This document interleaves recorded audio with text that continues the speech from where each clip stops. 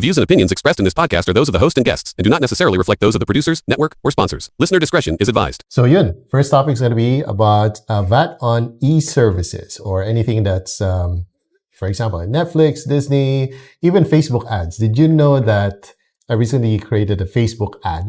Tapos, nakita ko, VAT included na siya. Ay, sorry. VAT exclusive, pero may additional VAT on top of the cost of your ads. Yun. So, I would say in Facebook alone, especially with the ads part, ramdam ko.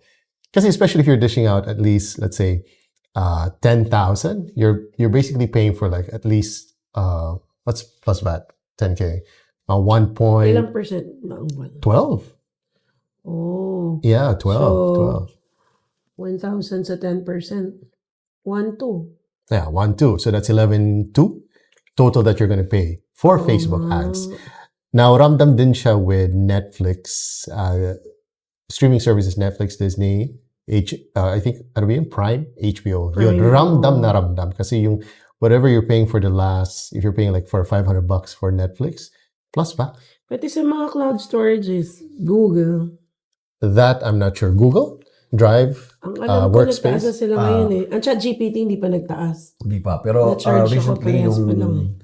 tools na ginagamit ko, like CapCut, nagtaas talaga siya. Yung Canva, yung ibang tools. Kasi napansin ko kasi I have a receipt from the past few months. When I check it, nagtaas talaga sila. I think if you're in CapCut, we have a subscription in CapCut, 1 year kasi kami. So, na-charge na ako ng 1 year. So, hindi Before pa na-apply. Before na-apply yung VAT. So, next year... The advantage of annual subscription. Yes. Ang nakita kong disadvantage sa 1 year is because when there is new tool na much better doon sa you're already tied up. So, tied up ka na doon sa 1 year. So, kumbaga, testing ground ko muna yung monthly. Sa bagay, it works. Kung meron siyang bagong tool na lumabas. Sa amin, ganun naman kami. Lalo AI, daming mga AI. Lalo sa AI. Actually. Yes. Like Opus, di ba? Yeah. So, kung ikaw ay tied up na on another, you already paid up front. I have lifetime subscription sa Create Studio. Because I thought, yun na yung lifetime. I mean, nung pumasok yung Opus Clip, hindi na. tied up na ako. Lifetime. Nagbayad ako ng malaki. So, ito mas useful sa akin yung bago. Pero I subscribe to monthly. What are the services that you use that VAT is affects the pricing and all so far? E-services. Wala kasi more on free lang ginagamit ko kaya... But actually, the free kasi once you sign up, may VAT na. Certain services, main services. Yes. Workspace. Number 1. Google Workspace, di ba? I think yung iCloud accounts, meron na din. So anything if you're on Apple subscription, meron na din. Yes. Right. Especially the monthly ones. Yeah. I don't think Apple has a annual subscription. Monthly siya, iCloud Plus, right? I don't know. Is it a big deal? Sa inyo? I mean, is it something that we need to complain about? Is it something that disrupts our use of services? Kasi from what I've been hearing in the socials, everyone's complaining about it. Kasi if you're going to think about it from the get-go, yung tax kasi is for improvement, di ba? Ng mga services of a certain country na nag-implement nun. If we're then definitely getting, something from that dun sa tax na yon, then it's okay. I believe. Kasi as a growing country, kailangan naman din talagang sumabay. Diba? Pero, if we're not getting, the services or the benefit that we expect from it, then magko-complain talaga yung bawat isa. Diba? Especially, I will not get into that. Baka pumasok na ako sa politika na usapan. Delikado tayo dito. But then, yeah. Yes and no for me. Yes, if I'm getting something from that, what I expect from it, and then know if I don't feel it, and then misappropriation of funds, perhaps, of the government. Long, different topic, which I don't think Yes, we'll deviate. yeah. We need more than 15 minutes for that. I think I think everyone's overreacting. That's what I think. Actually. If you think about it, you pay for taxes not even knowing about it on a daily basis. You gas up your car, you pay for tax. You guys are not just aware. You go to McDonald's, you go to Jollibee, you go to any of these fast food chains, you're paying for taxes. Not 12% on food, but you're paying for taxes. I think it's just when people are just so used to paying for a certain service, like any streaming like Spotify, Netflix, I think that's where it hurts them. But come on, it's just out of 500, like if you're paying 500 pesos per month, what's that with VAT? Right? Ako naman, on my take, on the practical side, of course, I'm gonna wear the hat of a wife or a mother. Let's say people are complaining on the subscription fee of Netflix, of Disney. On a practical sense, if it is something that you cannot afford, why avail it? Absolutely. Diba? If you feel it is out of your budget, why avail it?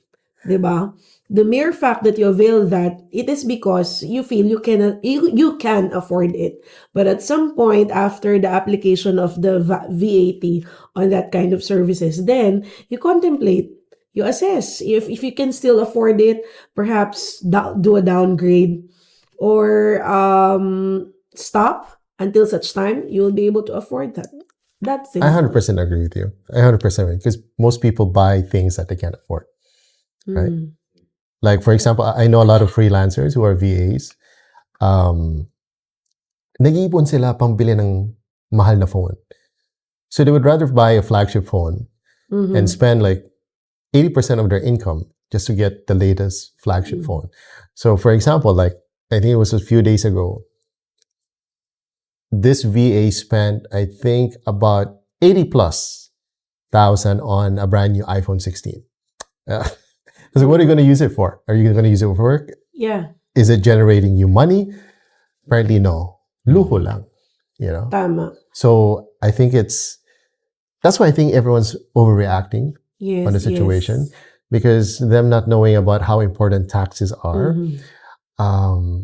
Like you said, can't afford it, don't get it. Yes, kasi kaming mag-asawa, in our family, even with our kids, tinuro na namin sa kanila yun, we have to categorize things between your wants and your needs. His subscription for all the tools and software that we're using for work, it's a need. Yeah. Because we need that to work, to generate money. Pero, doon sa ibang mga subscription, I'm not bashing naman although meron kaming Netflix, may Disney din, pero we can afford it. Pero kung dadating yung time that we no longer cannot afford it, then ipaprioritize namin ang needs namin over wants. Because those subscription, Netflix, Prime Video, HBO pa ba, or Disney, those are just wants. That's not your needs. And then, you're gonna be able to spend something for your wants if you have extra out of your abundance. If you're able to provide all the expenses muna na importante. There's this one of one of the friends that I have in the motorcycle space. Bumili siya ng big bike. And he's struggling paying monthly. He's paying about, I think, 56,000 per month. And it's an expensive big bike, right? And he's paying it for like 5 years. 5 years. 36 months, 5 years. Wow. I don't know. I think inuuna nila muna yung luho nila. Tama. Yeah. And for the other side of a coin, like, just to make this issue more controversial, maybe. So yung we're talking about sa family side, but for the freelancer or VA side ng perspective, like on my side or other VAs, meron silang mga subscription, which are the tools that they're using. It's really affecting dahil sa mga, sa pagtaas ng taxes. Although we need to, but if you have multiple tools, subscriptions, aaray ka talaga. Ramdam mo talaga yung pagtaas. Kasi nakadepende yung dynamic mo, yung work mo doon sa tools na ginagamit mo. So what I did is, ang taas, marami akong tools na ginagamit I have to think kung ano bang useful o hindi. Ano ba ang yung tool na nag-earn ako rather than the tools na hindi ko naman siya kailangan. But I hate to let it go because gamit naman lahat yun But for the perspective ng income and earnings, aaray ako kasi Cut down costs. wala akong choice I have to use this. As Andres said earlier, kung nakakabuti naman yan, May ROI ka. kung nabibigay naman ng government natin yung nagagamit sa maayos, that's okay.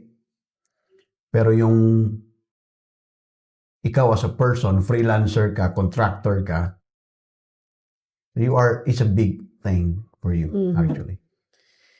But just like any other new law implemented, whether it's on tax or not, I guess through the years, habang tumatagal, They'll adapt the people to it. will just, Forget people about will it. just forget about it, learn to live with it. So, yes, adapt. Well, hindi tayo Pinoy kung hindi tayo magre-reklamo at hindi tayo magse-sensationalize ng mga bago. Was there ever a law that was put up that we Filipinos were happy about? Parang wala. Parang wala kasi kahit yata sa labor law no mag-increase ka ng salary, Yeah. magrereklamo pa din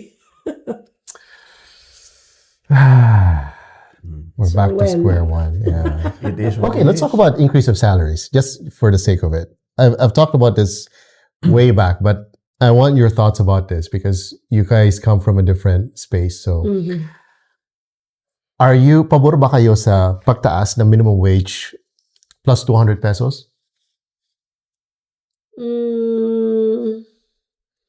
Better than nothing. Yeah. Okay. Pero sapat, I don't think sapat. Hindi siya sapat at No. all. Yeah. Pero there are pros or cons about it. Pagtaas ng 200 pesos, especially with minimum wagers, in production, manufacturing, ang daming mag-let go ng workers. Yes. One more thing, tataas ang production cost. Whatever retail products we have in the groceries, tataas siya. So if you buy, let's say, a pack of pancit canton for, let's say, magkano pancit canton? 10 pesos? More than 13? 13. yes, 13. Pagtaas nila of 200 pesos for their workforce, expect that to be 20 pesos or 25 na. So everything goes up. Good for the economy, no? But ang dami mawawala ng trabaho. I am for the 200 pesos, actually even higher. But they have to cut taxes or cut cost. For example, taxes for companies, especially in production and manufacturing, just for them to cope up with their expenses. Kasi kawawa naman yung tao. O nga, we won't increase it for 200 pesos. Yung 560, what's the minimum now? 564, 580, what's right now? 564? Something. Oh, Or 575 maybe let's say. minimum.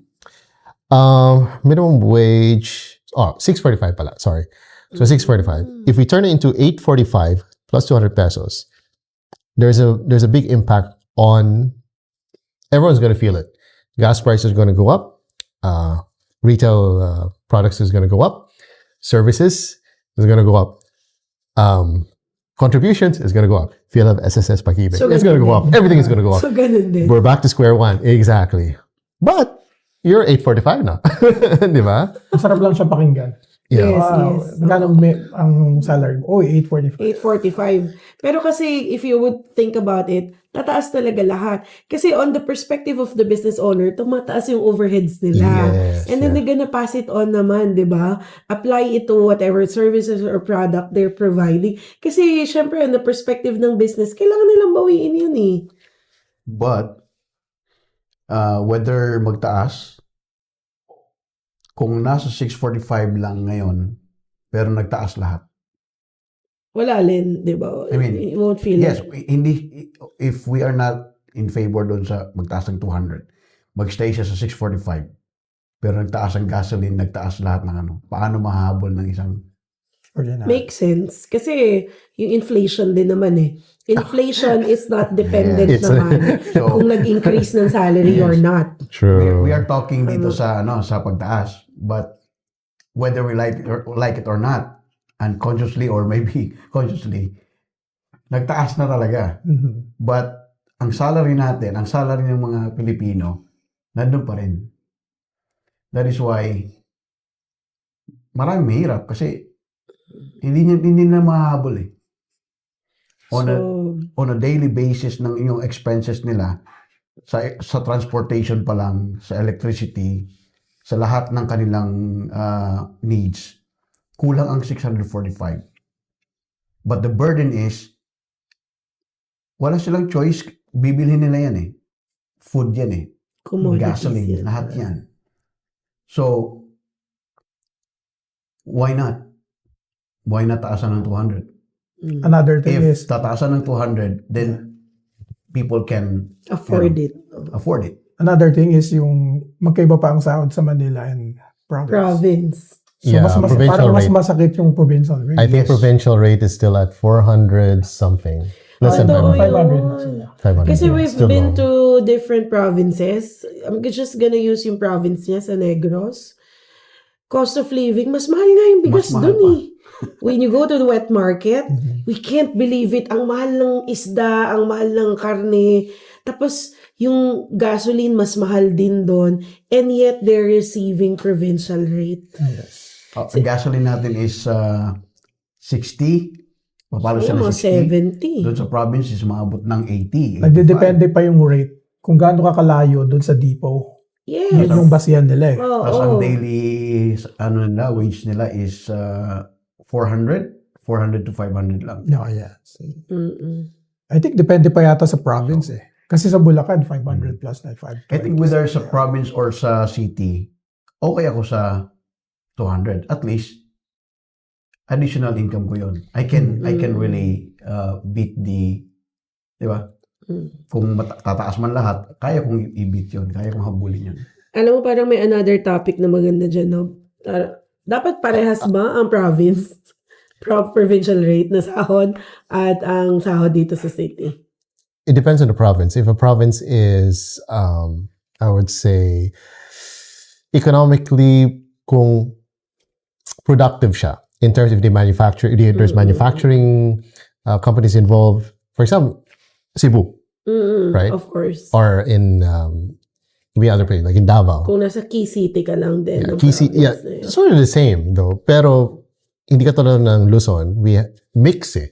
Diba? Mix. Dito yung manufacturing, dito warehousing, dito yung consumers, and dito lahat. Diba? So I think it's fair enough that Luzon alone has to be slightly higher, but not too high. Yun. So, yun, it depends on the province. Kung province, like, give me a province that's just a province. No, no contribution to society or the economic growth of the Philippines. Ano ba yung province na meron ganun? Diba? I think naman lahat ng province meron. Siguro Pero mga remote island possibly. remote island. Probably. Pero ngayon kasi yung mga province before na akala natin walang contribution, pagdating sa tourism, Sila yun. Yes. ang yes. ganda, ang laki ng Yes. contribution niya. Yeah. Ang Siquijor, you will not imagine na Siquijor na siya ngayon. Siquijor today is different from Siquijor noon. Ang akala well, doon ka kasi lumaki sa ibang bansa. Pero hindi ko alam ka aware kapag Siquijor, no, maraming mangkukulam dyan. So, hindi ko pupuntahan niya. Witchcraft. Right now, hindi. Talagang fairy walk ni Ann Curtis ang mga tourism talaga. From ng witchcraft to Siquijor. Ann Curtis. Very much. Yes. from Diyosa, no? From witchcraft to Diyosa. Yun yung witchcraft. I don't know sa ibang country, like, meron ba siyang, like if you are in the province or if you are in the city or key. May prime differences ba siya? May difference ba? Meron. May difference ba ang... Kasi, like sa Dun, UAE, just like di us, ba? just like in Ang our daming country. I'm not aware sa UAE, pero somewhere like in the Middle East, around, yung Jordan area. Meron. So, it's only in the key cities na mataas ang wages. Pero in provinces, mababa lang. Kasi they're not contributing to the development of the country. Karamihan desert kasi. It's mostly desert. What's the desert going to contribute? What, more heat, more sand? Diba? Wala. Tourism, yes. But not as much. Kasi dun, the country where I lived, where I grew up, more agriculture ang nila. So, hindi sila, they don't manufacture, they're more on planting, daming farms for olives. Actually, hindi lang yun eh. Ano yung mga herds of lamb. Maano sila sa lamb. Meat, poultry, hindi nga poultry, lamb. So, yun ang nila. But, sa key cities, mas mataas talaga. So, it's the same in other countries. I'm not sure. We have a guest here. In the US, is it the same? No, it's the same everywhere. It's the same everywhere. Because you pay two types of taxes there. You pay for federal tax and state tax. Right. Yeah. So see, 2 times the taxes. Dito sa Philippines, konting tax. Tapos reklamador pa tayo. Diba? Yeah, I think as Filipinos, we complain a lot. We complain a lot, and sometimes we really lack understanding. We complain a lot with regards to taxes, but we compare the healthcare. For example, we're comparing the healthcare. We have a poor healthcare here in the Philippines, not unlike in the US, not unlike in Canada. But let's talk about their taxes. Really, really a lot more than what we have here in the Philippines. Saka in the US, it's, diba? Dapat may insurance ka. No insurance, wala talaga. Well, the thing in the US is there's a word called hedge. So there's a way to hedge. So if you're getting taxed this much, you get to hedge it or you get to write it off. Here in the Philippines, you don't get to write it off, right? We don't get tax breaks here. You don't get tax breaks, Wala. you don't get write-offs, you don't get refunds, right? Because, for example, me, if I make a donation to any charitable institution, right? And then at the end of the year, I write that off, right? So that reduces my tax liability. Then after a month or so, I get a check from IRS saying that this is your refund, but you'll be surprised that, well, it's bigger because you made such and such write-offs, right? So instead of paying this much percentage of tax, you get to reduce it with your contributions, with your charity, by writing it off. Then you offset again. That's the hedge for a person, not for individual. For a business owner, there's a way to write things off for every movement that you have. Gas, transportation, food, whichever it is. Typically the same here. We don't have that privilege katulad nila as an individual. Yes, that's what fascinated me ngayon. Kasi sa US pala individual, I'm aware pag business ka or company, yung kaya maraming mga philanthropists, ganon. Yes. Pero as individual, here, walang ganon. Well, let's move to the US. if you agree to... oh, by the way, I mean, if we get, diba, what's the situation right now in the US? You go to the US, you can't leave, or you can't leave. You can go back. You can't go back. Ganun lang, diba? Instant green card. Maraming stranded right now. There's a lot of people stranded. Yeah. This Filipino family, they're stranded. Hindi sila makaalis. They can't leave. Why? Trump 2.0 yung nila, parang immigration. Nililinis ni Trump yung immigration list nila. So yung parang, what do you call them? ICE? ICE, yeah. So parang immigration officers. Dito, Bureau, BI. Doon, ICE naman. So, They track him down. they're tracking down every single illegal immigrant. Literally, illegal immigrant. Kahit illegal na, let's say their child was born in the US, consider illegal pa din. They pull out. They deport the parents, but the ones who were born there, they keep them there. So they get stuck. Kasi, my God. Kasi if you're born there, yung Automatic. ma-apply yung jus soli, right, in the soil. Kasi doon ka pinanganak. Pero kawawa naman. That's bad.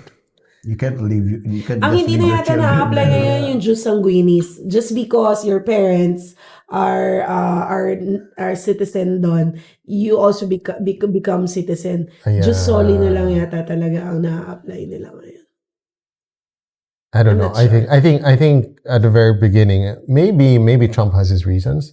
Sa akin, I think that's fine. Kasi ang daming illegal immigrants talaga, di ba? You know? Pruning. Pruning, yeah. Exactly. Yeah. Eh, di ba down south, puro Mexicans, ang daming Mexicans tumatawid. That's why he built that wall, right? Mhm. If you're a taxpayer there, like you pay taxes, right, to the T, right, and then there's another person who's not paying taxes, but it's getting the same benefits or better benefits, Oh. right? So there has to have a balance. Yes, Oh, yes. Tama, it's unfair, right? Tama. Speaking about benefits, I want to talk about ano. Okay, same topic, but let's jump in dito sa Pinas. Okay, ayuda. Are you aware of ayuda? 4Ps. Yep. What does 4Ps mean? Spanish for help. Yeah. I'm not Pantawid, sure. pantawid, pantrabaho. Ay. Para sa Pilipino. Again. Pantawid, pantrabaho para sa Pilipino. Mali. Four 4Ps. Pamilya. Penge pera. That's 4Ps. Yeah, okay.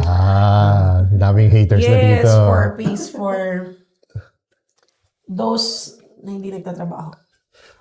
Which is typically the same because these illegal immigrants in the US are getting the same benefits of someone paying taxes, working their asses off.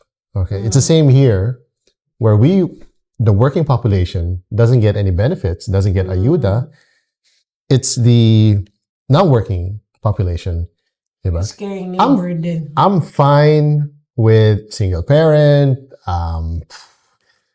siguro orphan, nabibigyan ng pera, or whatever kung may talaga in need, or people with disabilities. I'm fine with that. But people getting ayuda, Right. and then spending it on alcohol or whatever, or gambling, exactly, sabong and all that, big no-no. So parang I would want to propose, why not give ayuda to the working population? So if you're a hardworking guy, or let's say you have work, you provide for your family, if you qualify for these categories, you could line up and get ayuda, right? That would force everyone to work, get off their asses and work, di ba? And then get those benefits. Win-win, right? Good for them. Or budgetary allotment. Gumawa ka ng livelihood. Teach men how to fish, not provide fish. Pero ang problem is yung nag-screens para dun sa mga Kamag-anak nila. qualified sa ayuda. Yung leader, Yeah. they would get first on the list yung mga kamag-anak nila.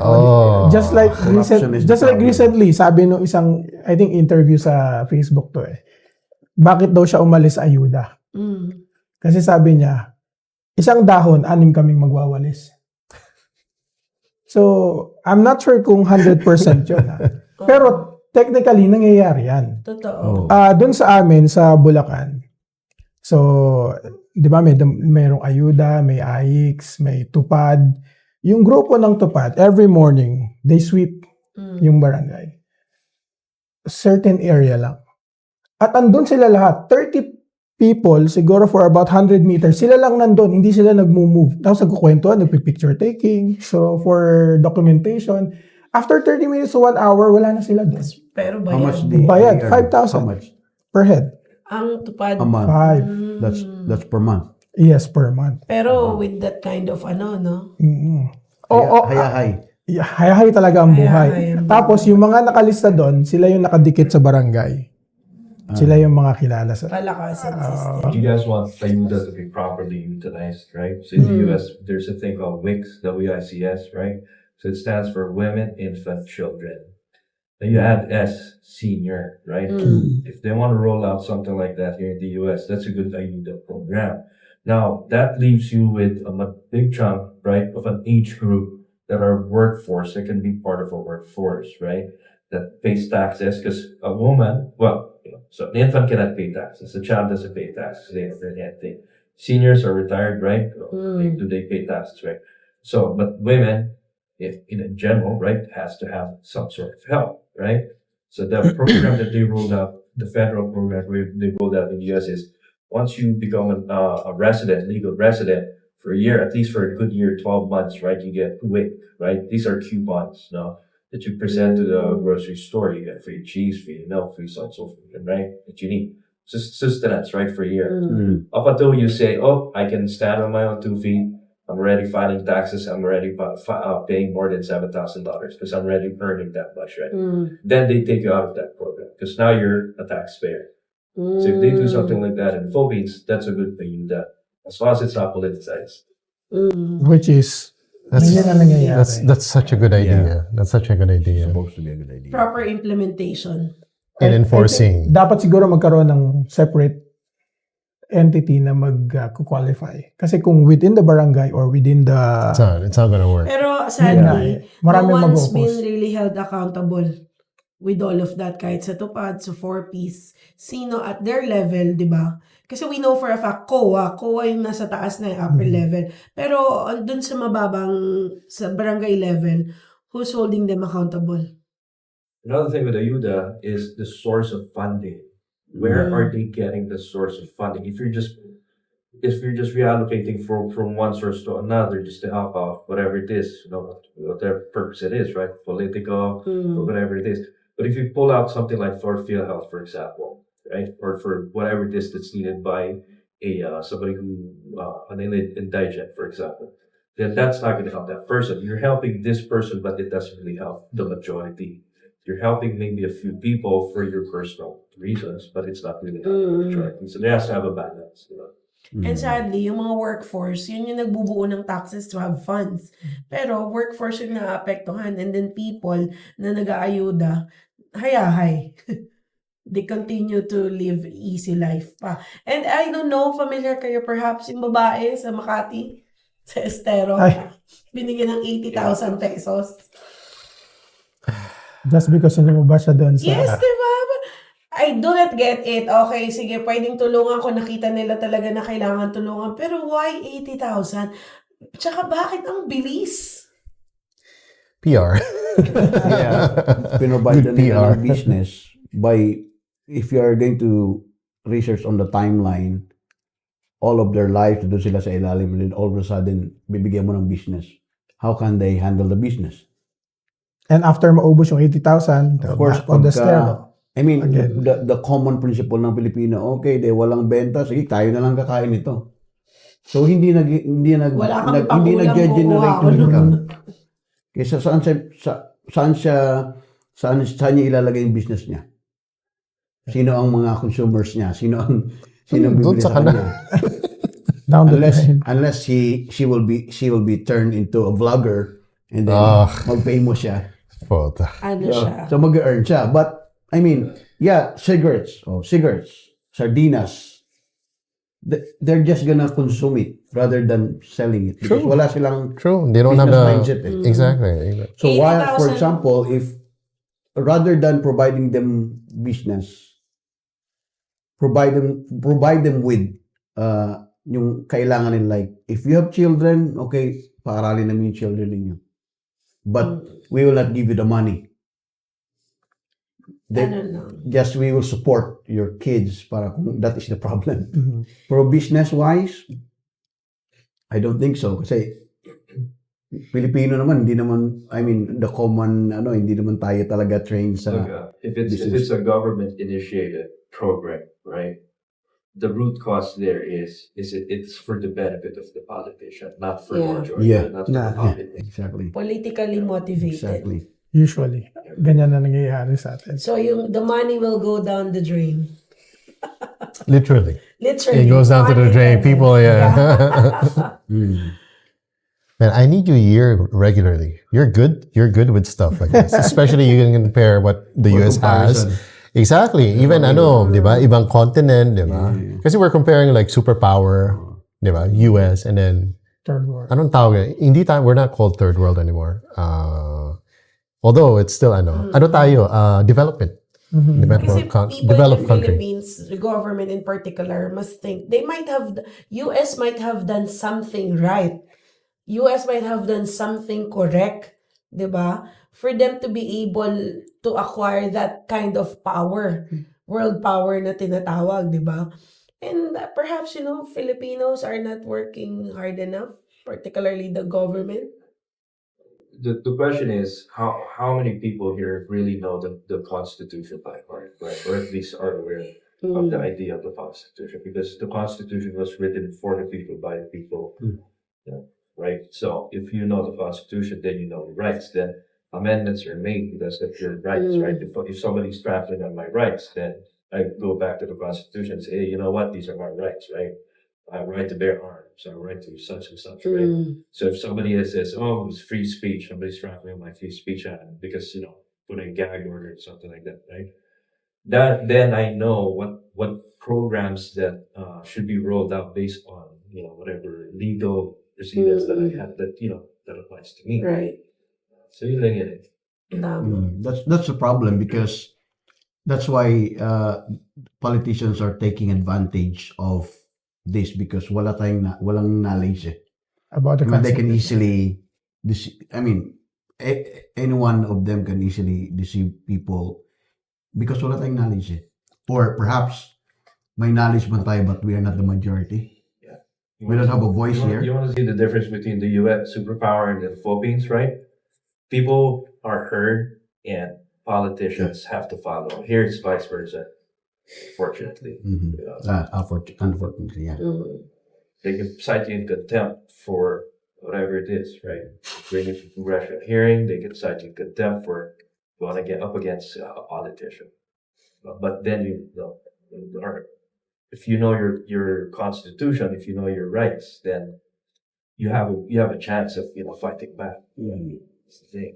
And you want to do a quick survey? Or dito out of us to 5, do you know the Constitution of the Philippines? 100%. No. Not even 10%? 10%. Do we even know No. No. who wrote the Philippine Constitution? So it starts with us. 0%. Don't know shit about it.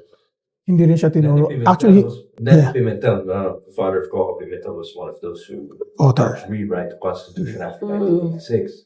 Because Marcos jumped the Constitution by declaring martial law. So the 5 habeas corpus was put into place. Pretty much negated a lot of things, right?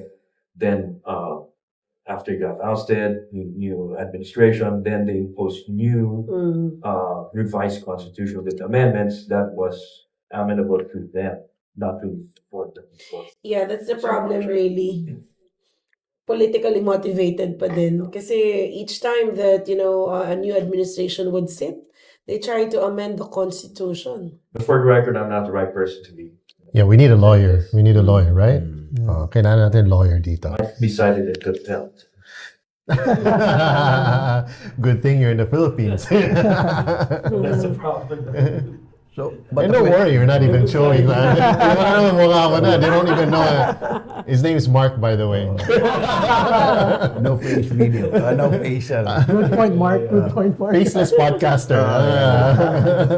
So, but the question is, Actually, I'm AI. I'm not a real. AI. One of our AI. Yes. We're good at it. that's why he's good because of AI.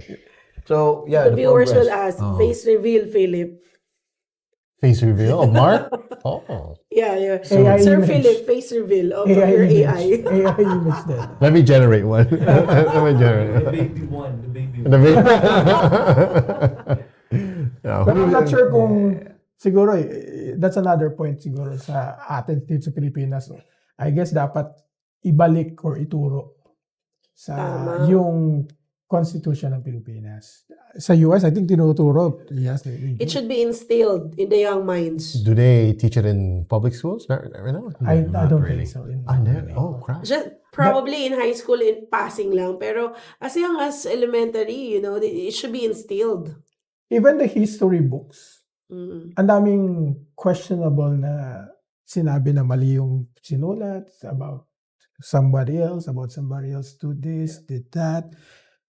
It's always biased depending on the author. In the U.S., right? You can go to a public library Library, in the yeah. U.S., right? And then you can get a pamphlet, the Constitution of the United States, a pamphlet. I wish they'd do something like that here, right? Any public library or any library for that matter has to have at least 100 pieces of a pamphlet that of the Constitution of the Philippines. For at least then at least you have 100 people within that community that knows at least the basics. Had a coffee at least. Parang maganda yan, no? I have a Dapat friend siguro. in the US who is a pastor. They have it printed in their Sa bahay nila. Actually, there's a website about it. Official Gazette. Yeah, kasi meron. Yung Gazette. Nandito. Yeah, we have. Pero people aren't reading it. Ako, I only visit it pag meron lang some May you need to discuss consult or something. yeah. Siguro no, rather than doing some fancy celebrations each time ng Independence Day ng June 12, why not make a campaign? Educate people. Do publish. Or make yeah. make it available. That's our next thing. I'm going to study this, and then we can make good stuff out of this. Kasi even yung mga recently, yung mga nagiging issue with FRRD, nagva-violate sila ng Constitution, si General Torre, not knowing na tinanggalan si former president ng right na hindi. So, imagine those people na high ranking na. So, ngayon, chief PNP na siya. May lack of understanding. Probably, alam niya yung rights ni former president, pero since merong utos sa taas, override. So, yes, it's overwritten. With cha-ching! I don't know. I'm sorry, pero yeah, that's the problem with our country. Rooted kasi tayo ng corruption, and because of corruption, they can easily change.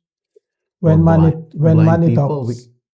It could be kasi kung if our country is very serious with that, nasa education system dapat yan.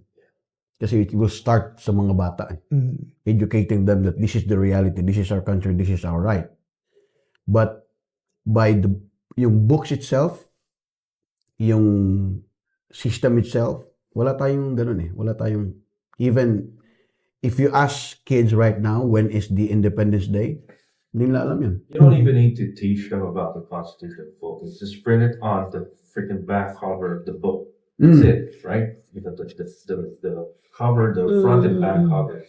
Diba?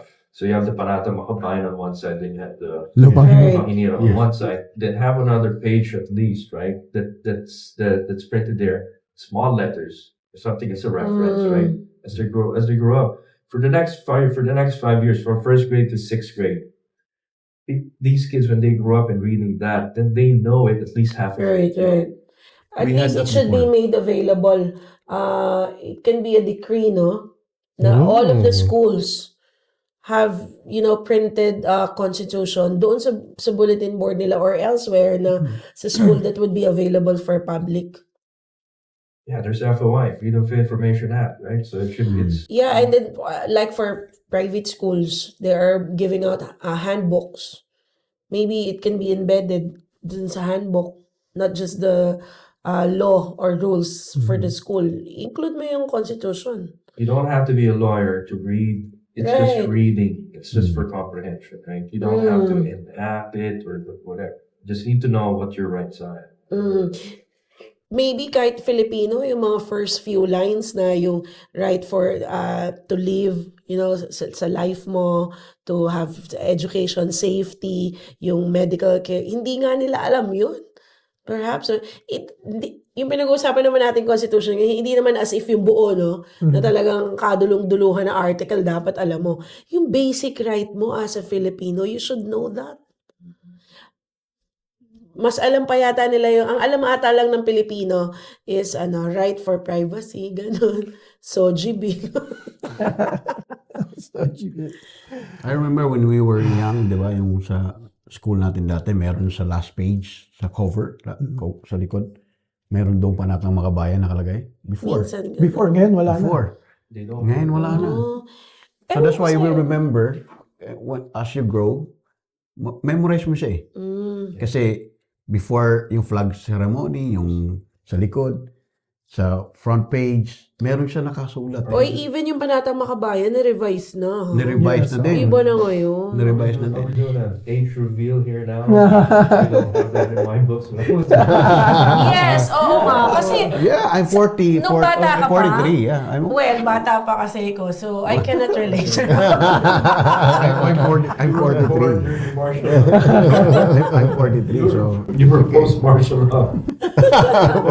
Oh, baby. Okay, I think we're good. Right? I think you guys have an appointment at 6, so yeah, we're good.